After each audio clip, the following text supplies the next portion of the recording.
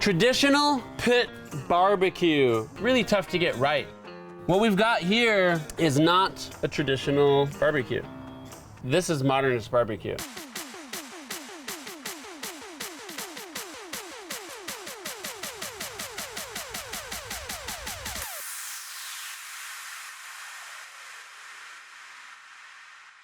What makes great barbecue? There's a few key tenets. First one is that beautiful bark.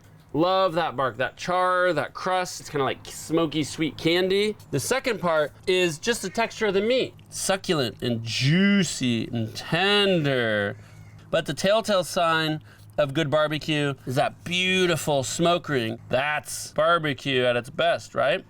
Instead of trying to get a perfect dark crust, a perfect smoke ring, and perfect succulent texture all in one go with traditional barbecue, I'm gonna separate those all into different steps. For the perfect texture, I'm gonna sous vide it. I'm gonna get the bark by going from sous vide right to the grill. The Modernist barbecue just turns out perfect. It's predictable, it's reliable, whereas at traditional barbecue, you're always rolling the dice. I've got my pork shoulder. We're gonna dive right into the brine. We're gonna divide them into two categories, dry stuff and wet stuff. The recipe's right in front of you if you're at the website. We're going to dry blend the dry stuff, then we're gonna add the wet stuff. It just makes it easier to coat. Brown sugar, ground pepper, salt. You can totally use regular salt, but we super recommend if you can get some. It's called bonfire salt. It's way better than your average smoked salt. It just has a really deep char, like real nice hickory char type of smoke to it. Last but not least, one of the things you get when you're doing like a pit barbecue is that smoke ring, because that smoke ring comes from nitrites in the smoke, actually seeping in over, 3, 4, 5, 6, 7, 8, 10, 12 hours. But we don't have to worry about that. So when your hardcore barbecue friends come over and they slice into it or they pull it apart and they see that smoke ring, they're gonna think you were cooking this thing in their backyard for 18 hours. But you weren't. How we're gonna get our smoke ring is pink salt. This one's not very pink, obviously, but it's still the same thing. It's sodium nitrite. Just that little bit of nitrite, that's what's gonna give this whole pork shoulder that nice, beautiful pink pit ring. I like to double bag it. Dry rub goes in. We're just gonna pour a bunch of honey in. This feels like a fun job for a little kid, just like, liquid smoke. Starting to smell like barbecue already. Again, we're gonna get that smoke ring and a lot of that flavor and a lot of that texture from our cure. But just because it's barbecue, you might want to put a rub on it. You can use any dry rub you want. You might have a favorite secret family recipe one. This is just a ChefSteps one we really like.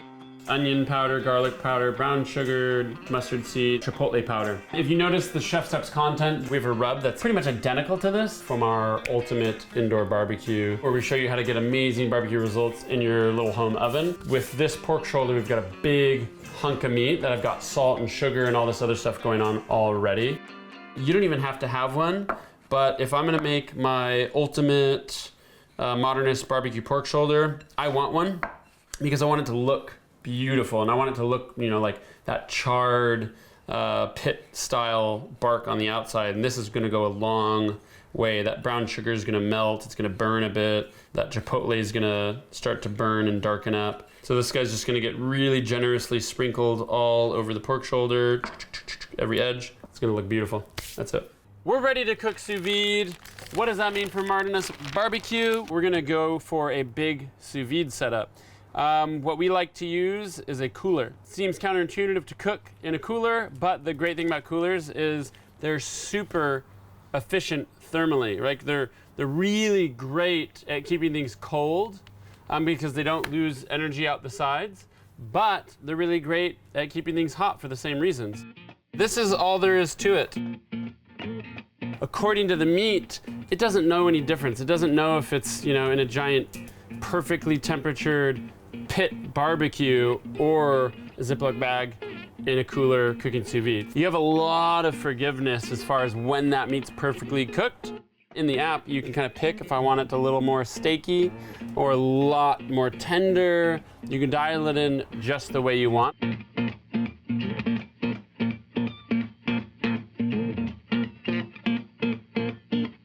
Here's my pork shoulder. Congratulations to us.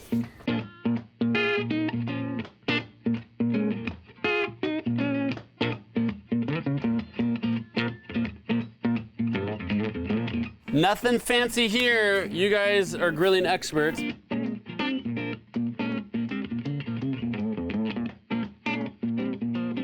Okay, moment of truth here. Have we succeeded?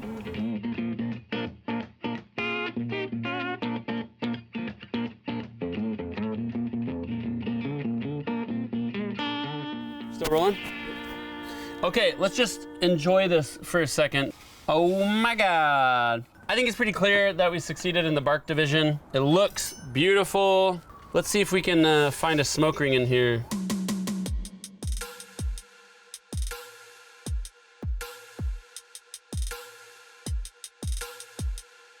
Beautiful crust, nice smoke ring, fork tender. That's really working for me. I love this. Holy smokes, this is so good.